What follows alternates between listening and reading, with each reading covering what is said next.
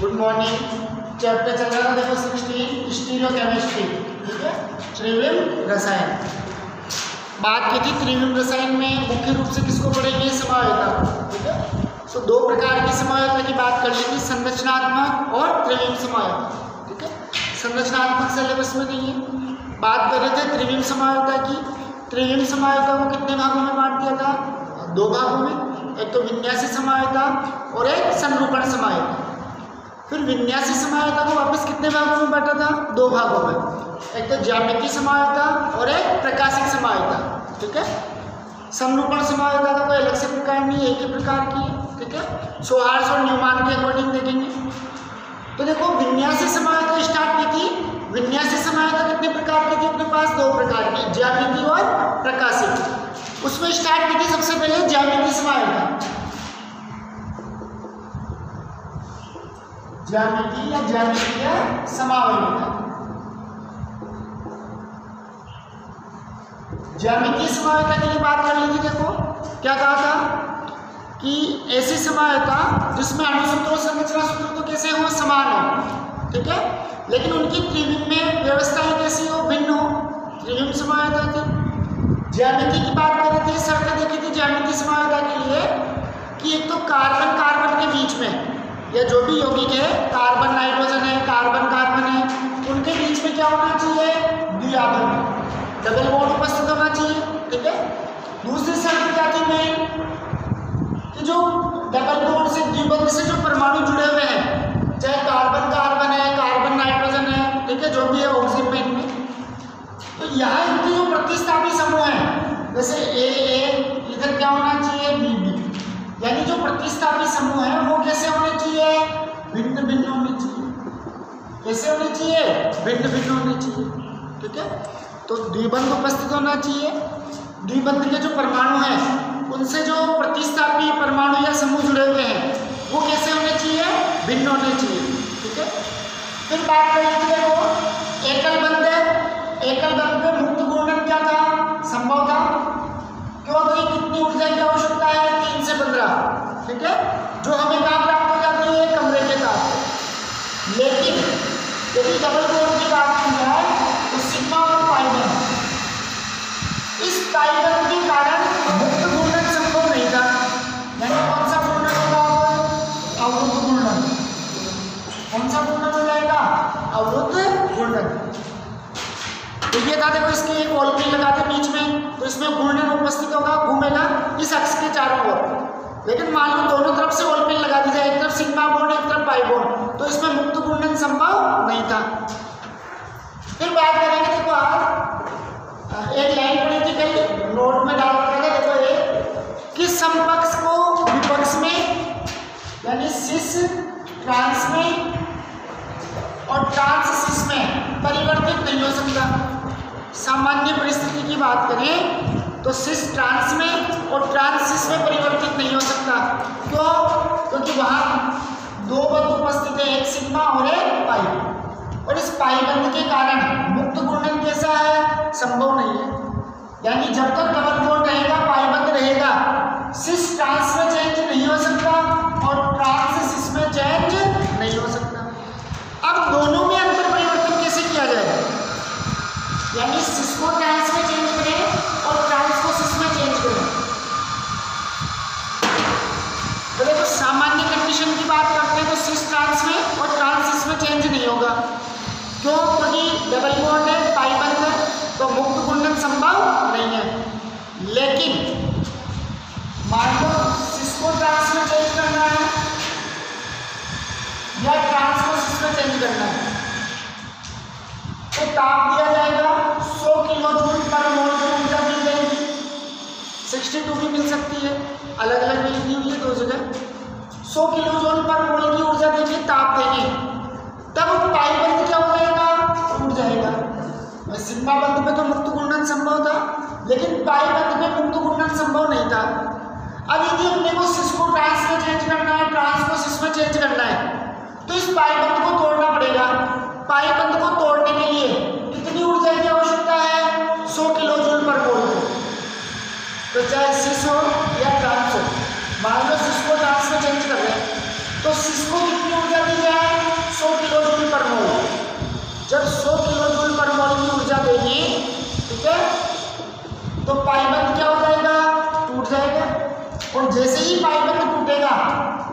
100 kilo joule पर मोल पे, ठीक है, मान लो सिस था, ठीक है, 100 किलो जूल पर मोल ऊर्जा दी और जो पाइबंद था वो पाइबंद क्या हो गया, टूट गया।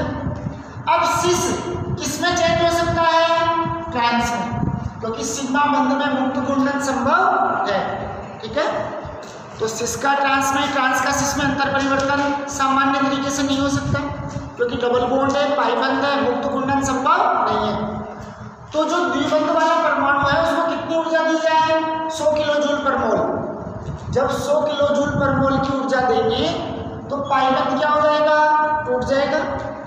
जैसे ही पाइबंद टूटता है, कौन सा बंध बचा हुआ है, सिग्मा बंध, एकल बंध, और एकल बंध में मुक्त घूर्णन क्या है, संभव है। अब सिस ट्रांस में चेंज हो सकता है और ट्रांस किस में चेंज हो सकता है, सिस में, ठीक है। अब जैसे ही ये यौगिक ठंडा होगा, मैं ऊर्जा दी थी, ताप दिया था इतना, तब पाइबंद टूट गया, एकल बंध था, मुक्त घूर्णन संभव था, तो सिस ट्रांस में चेंज हो गया या ट्रांस सिस में चेंज हो गया। अब जैसे ही ये ठंडा होगा, वापस किसका निर्माण हो जाएगा, पाइबंद का, वापस किसका निर्माण हो जाएगा, पाइबंद का निर्माण हो जाएगा, ठीक है। तो क्या ध्यान रखना है कि एकल बंध में मुक्त घूर्णन संभव है, द्विबंध में मुक्त घूर्णन संभव नहीं है पाइबंद के कारण, ठीक है। अब सिस को ट्रांस में, ट्रांस को सिस में चेंज करना है, यानी एक दूसरे में अंतर परिवर्तन करना है। तो उसके लिए क्या करेंगे, जो भी सिस या ट्रांस है, समावेवी है, उसको 100 किलो जूल पर मोल की ऊर्जा देंगे। जब पाइबंद टूटेगा तो सिस ट्रांस में और ट्रांस किस में चेंज हो जाएगा, सिस में। अब जैसे ही यौगिक ठंडा होगा, वापस किसका निर्माण हो जाएगा, पाइबंद का, ठीक है। तो इस प्रकार सिस को ट्रांस में चेंज कर लेते हैं और ट्रांस को किस में चेंज कर लेते हैं, सिस में, ठीक है। फिर बात करें, देखो ज्यामितीय समानता कौन कौन से यौगिकों में देखेंगे, 3 प्रकार के यौगिकों में देखेंगे। देखो, एक तो एल्कीन, एक ऑक्सीन और एक एलिसाइक्लिक यौगिक। 3 उदाहरण देंगे 3 यौगिकों के सिलेबस के अकॉर्डिंग। देखो,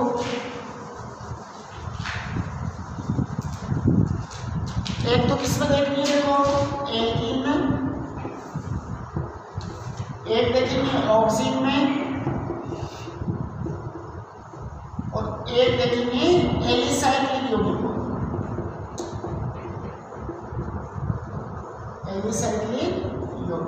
एलिसाइक्लिक कंपाउंड। इन 3 यौगिकों में 3 उदाहरण लेंगे, तीनों में ज्यामितीय समानता देखनी है। अब तीनों में देखो ज्यामितीय समानता है तो वही सिस ट्रांस रूप बनेगी, ठीक है। ऑक्सीन में सिस ट्रांस की जगह जो समावेवी बनेंगे 2, वही होंगे तो सिस ट्रांस के रूप है, लेकिन उनको नाम अलग दे देते हैं। जो सिस वाला है उसको तो सिन दे देते हैं, सिस वाले को तो क्या नाम दे देते हैं, सिन, और जो ट्रांस वाला है उसको क्या नाम दे देते हैं, एंटी। बस इतना सा अंतर है, बाकी वो कॉन्सेप्ट मोबाइल रहेगा, समान प्रतिस्थापी एक तरफ और असमान समान प्रतिस्थापी एक दूसरे के विपरीत। ये तो हो जाएगा सिन और ये हो जाएगा एंटी। बाकी एलिसाइक्लिक में भी वही सिस और ट्रांस बनेंगे, ठीक है।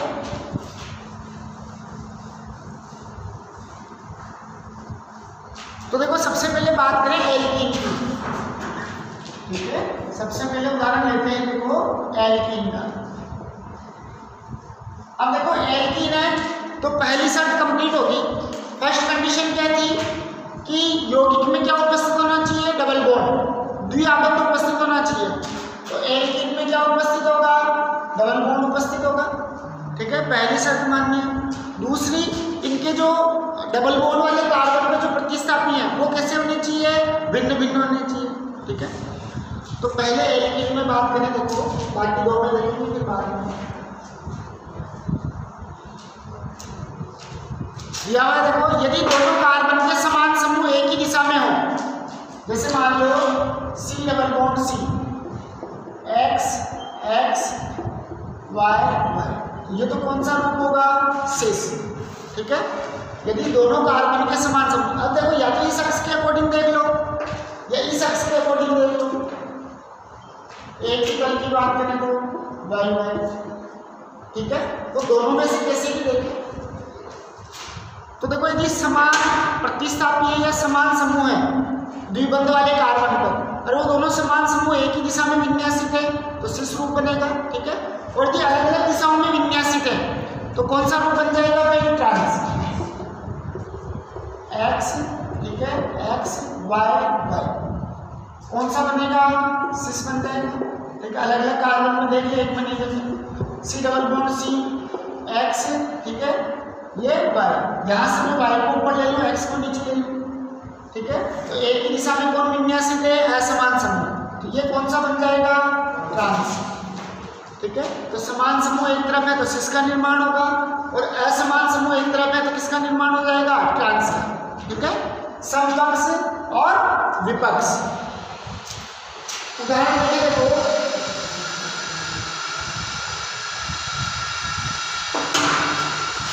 इधर देखिए भाई, एक बार देखो, 4 एग्जाम्पल दिए हैं, किसके हैं? सभी एल्कीन के, एथीन, पेंटीन, ठीक है, ब्यूटीन, ब्यूटीन, यानी चारों एग्जाम्पल किसके हैं? एल्कीन के। वही 2 समाज बनेंगे, सिस और ट्रांस। अब देखो एग्जाम्पल और भी हो सकते हैं, तो जो नाम दे दिया जाए, जैसे दे दिया 1,2 डाइक्लोरोएथीन। एथ यानी कितने कार्बन? 2 कार्बन।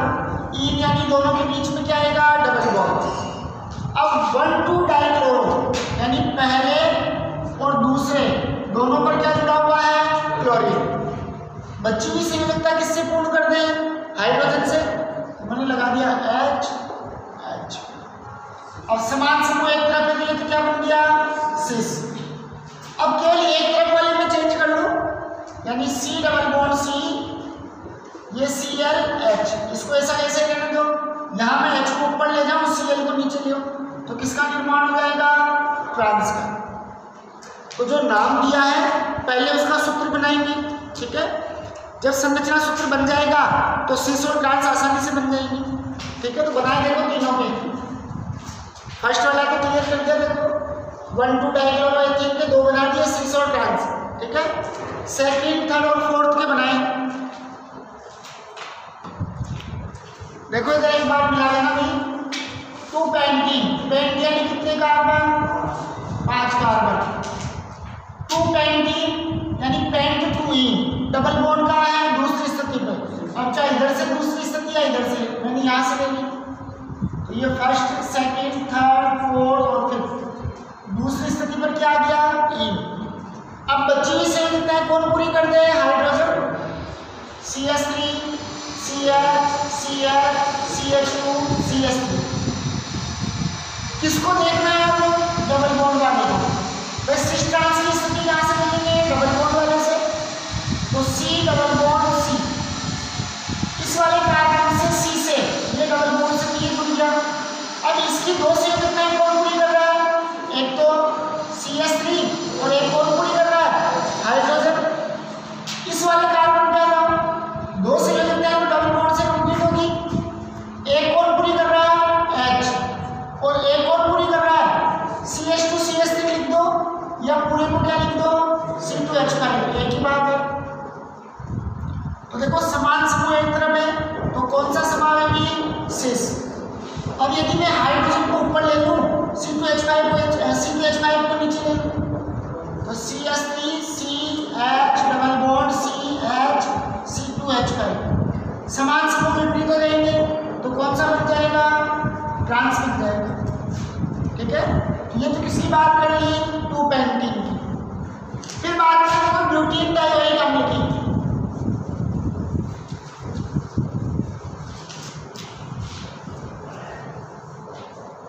अब देखो ब्यूटीन यानी ब्यूट प्लस ईन, तो देखो कार्बन कितने हो गए? 4। डबल बॉन्ड लगाना है, स्थिति का पता नहीं है, क्या लिखा हुआ है? डाइओइक। ओइक के लिए कौन सा समूह यूज में लेते हैं? COOH। और COOH समूह हमेशा कहाँ आता है? सिरे पे। और COOH की संरचना देखते हैं तो ये है, यानी इस कार्बन की 3 संयोजकताएं तो पूरी है, एक संयोजकता पूरी करनी है, तो ये बीच में नहीं जुड़ेगा, कहाँ जुड़ेगा? सिरे पे। अब कितने समूह है? देखो डाइओइक यानी 2 COOH समूह है, तो दोनों सिरों को जोड़ दो, COOH COOH। अब डबल बॉन्ड कहाँ लगा दें? यहाँ पर, ठीक है, क्योंकि यहाँ तो लगेगा नहीं, इसकी तो एक ही संयोजकता है पूरी हो रही है, इसकी भी एक ही है, तो यहाँ कंप्लीट होगी। बचे हुए पे हाइड्रोजन जोड़ दो, CH CH, ये बन गया देखो C double bond C।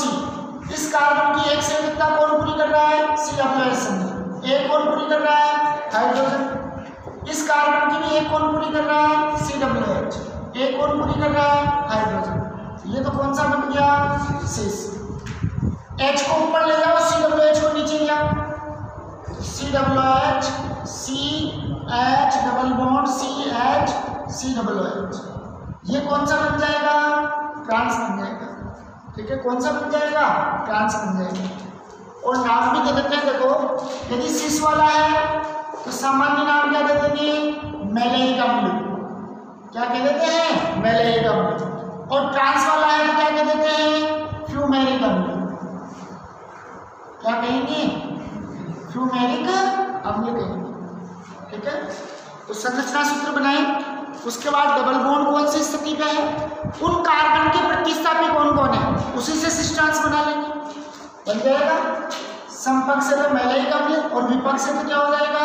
Fumaric अम्ल। ठीक है, आगे चले देखो 2,3 डाइब्रोमो 2-ब्यूटीन। और शायद पिछले साल आप ये में पूछा था ये।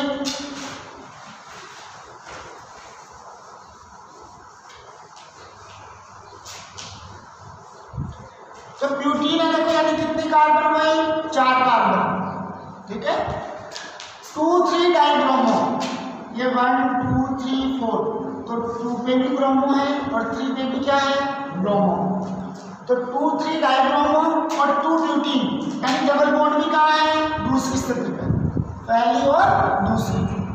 अब बची हुई सीट कितना है? कौन पूरी कर दे? हाइड्रोजन। भाई 2,3 डाइब्रोमो, ये 2 और ये 3, 2 बार है डाइब्रोमो। डबल बॉन्ड कहाँ है? 2 इन, ये दूसरे पे डबल बॉन्ड। इसकी 3 से कितना है? हाइड्रोजन पूरी कर देगा। इसकी भी 3 हाइड्रोजन पूरी कर देगा। इसकी 1 2 3 4 बाकी कंप्लीट है। बना ले हम C डबल बॉन्ड C। एक तरफ तो क्या है? CH3, एक तरफ क्या है? Br। इसमें भी एक तरफ क्या है? CH3, एक तरफ क्या है? Br। तो ये तो कौन सा बन गया? सिस। इनको चेंज कर दो, C डबल बॉन्ड C, ये CH3 Br को ऊपर ले लो। ठीक है, और CH3 को कहाँ ले लें? नीचे। कौन सा बन जाएगा? ट्रांस बन जाएगा। ठीक है, तो एल्कीन में 2 समूह बनेंगे, सिस और ट्रांस, समकक्ष और विपक्ष।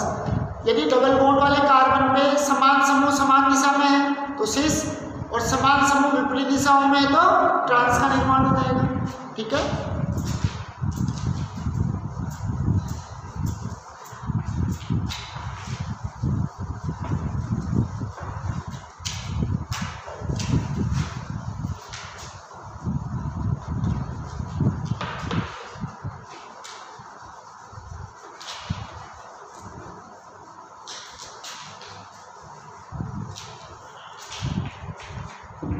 फिर और दिया हुआ देखो 2 ब्यूटेनोइक अम्ल यानी ब्यूट यानी 4 कार्बन, 2 यानी दूसरी जगह में क्या लग जाएगा? Double bond. ठीक है, ओइक अम्ल यानी एक तरफ COOH,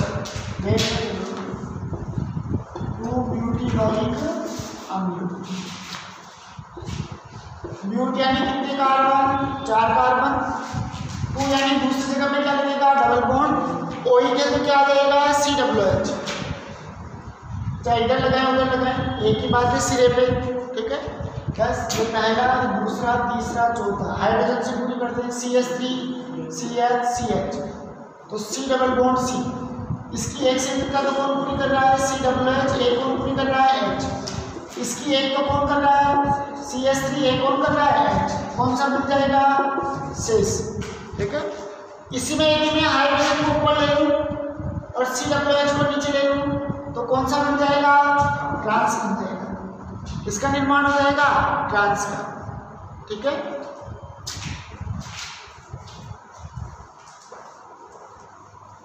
एक एसिड और दिया हुआ है देखो, सिनेमिक और एलोसिनेमिक। सिनेमिक और एलोसिनेमिक में केवल एक ही अंतर है, वो तो है तो दोनों ही समपक्ष और विपक्ष। ठीक है, लेकिन जो अधिक स्थायी है। ठीक है, तो देखो कुछ रूट नामों में, यानी जो सामान्य नाम है, रूट नाम है, उनमें कभी कभी एलो पूर्व लग्न का प्रयोग कर लेते हैं। इसका प्रयोग कर लेते हैं एलो पूर्व लग्न। जो भी सामान्य नाम है उनमें क्या पूर्व लग्न लगाते हैं? एलो पूर्व लग्न। ठीक है, क्यों? क्योंकि ये क्या होते हैं? अधिक स्थायी होते हैं। तो सिस और ट्रांस में कौन अधिक स्थायी होगा? उसके नाम के आगे क्या लगा दिया जाए? एलो। ठीक है। तो सिनेमिक अम्ल और एलोसिनेमिक अम्ल, यानी एलोसिनेमिक अम्ल क्या है, ज्यादा स्थायी है, और ज्यादा स्थायी कौन होगा, सिस और ट्रांस में से ट्रांस होगा, क्योंकि समान समूह क्या है, एक दूसरे के विपरीत है, तो प्रतिकर्षण कम हो जाएगा, ठीक है। भाई सिस में तो समान समूह एक ही तरफ है, तो समान समान के बीच में क्या होगा, प्रतिकर्षण होगा, जबकि विपक्ष में समान समूह एक दूसरे के विपरीत होंगे तो प्रतिकर्षण बल का मान क्या हो जाएगा, कम हो जाएगा। तो समपक्ष की तुलना में कौन अधिक स्थायी होता है, हमेशा विपक्ष, ठीक है, ट्रांस अधिक स्थायी होगा। तो जो ट्रांस का नाम है उसका आगे क्या लगा दे, एलो लगा दे, ठीक है। फिर बात करेंगे देखो ऑक्सीम में, सेकंड एग्जांपल लेंगे ऑक्सीम।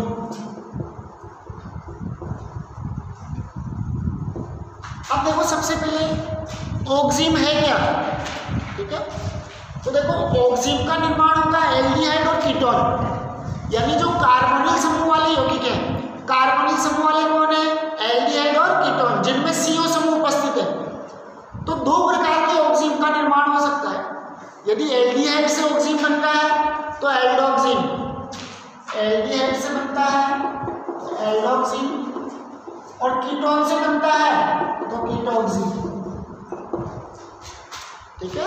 ऑक्सीम का निर्माण किससे होगा, कार्बोनिल समूह युक्त यौगिक से। कार्बोनिल समूह युक्त यौगिक कौन है, एल्डिहाइड और कीटोन। तो यदि एल्डिहाइड से बनता है तो एल्डोक्सीम कहलाएगा, और कीटोन से बनना है ऑक्सीम तो क्या कहलाएगा, कीटोक्सीम कहलाएगा, ठीक है। क्रिया किससे करवाएं, एल्डिहाइड और कीटोन दोनों की क्रिया किससे करवाई जाए, हाइड्रोक्सिलामीन से। जैसे उदाहरण लेंगे भाई CO समूह, कार्बोनिल समूह, इसकी दो संयोजकता है, यदि एक तो हाइड्रोकार्बन पूरी करे एल्किल समूह और एक कौन पूरी करे, हाइड्रोजन, तो किसका निर्माण हो गया, एल्डिहाइड, क्या बन गया, एल्डिहाइड, RCHO। अब इसकी हाइड्रोक्सिलामीन से क्रिया करवाओ, NH2OH, किससे क्रिया करवा दी, हाइड्रोक्सिलामीन से। तो यहां से जल का अणु क्या हो जाएगा, बाहर निकल जाएगा, -H, एक जल का अणु क्या होगा, बाहर निकलेगा, क्या बच गया, RCH, डबल बॉन्ड, कार्बन की भी दो संयोजकताएं लिखते हैं, नाइट्रोजन की भी कितनी लिखते हैं, दो, तो ये NOH किससे जुड़ जाएगा, कार्बन से, बन गया ऑक्सीम। अब एल्डिहाइड से बनता है तो क्या नाम दे देंगे, एल्डोक्सीम, क्या नाम दे देंगे, एल्डोक्सीम। मान लो कीटोन लेते, वो कार्बोनिल समूह, इस कार्बोनिल समूह की दोनों संयोजकताएं कौन पूरी करे, एल्किल समूह, तब क्या है, कीटोन, ठीक है। इसकी क्रिया भी किससे करवा दो, हाइड्रोक्सिलामीन से, वही क्या बाहर निकल जाएगा, H2O, क्या बन गया, RCR, डबल बॉन्ड कौन जुड़ेगा, NOH। कीटोन से बन रहा है ऑक्सीम तो क्या नाम दे दिया, कीटोक्सीम, क्या नाम दे देंगे, कीटोक्सीम, ठीक है। तो ऑक्सीम का निर्माण एल्डिहाइड या कीटोन से होगा, एल्डिहाइड से होता है तो एल्डोक्सीम, और कीटोन से होता है तो कीटोक्सीम दे देंगे, ठीक है। और ऑक्सीम में समायता की बात करेंगे ज्यामिति की, तो यहाँ समपक्ष और विपक्ष की जगह है, ठीक है। कौन से रूप बनेंगे, सिन और एंटी, दो समायता बनेंगे, सिन और एंटी। अब कैसे देखेंगे सिन और एंटी, ठीक है।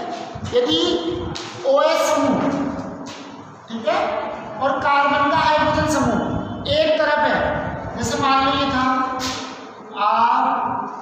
RCH डबल बॉन्ड NOH, यही था भाई, RCH डबल बॉन्ड NOH, तो RCH डबल बॉन्ड NOH। अब OH समूह और इस कार्बन से जो हाइड्रोजन जुड़ा हुआ है वो OH समूह एक तरफ है, तो ये क्या बन जाएगा, सिन, समपक्ष की तरह। अब यदि मैं H को इधर ले लूं और R को इधर ले लूं, अब ये दोनों एक दूसरे के विपरीत हैं, तो कौन सा बनेगा, फिर एंटी बन जाएगा, कौन सा बन जाएगा, एंटी। तो नाइट्रोजन पर उपस्थित OH समूह और कार्बन पर उपस्थित हाइड्रोजन, यह हाइड्रोजन नहीं है, तो छोटे आकार का समूह, दोनों एक तरफ है तो सिन, और दोनों एक दूसरे के विपरीत हैं तो एंटी का निर्माण होगा, ठीक है। एग्जाम्पल देखेंगे फिर कल।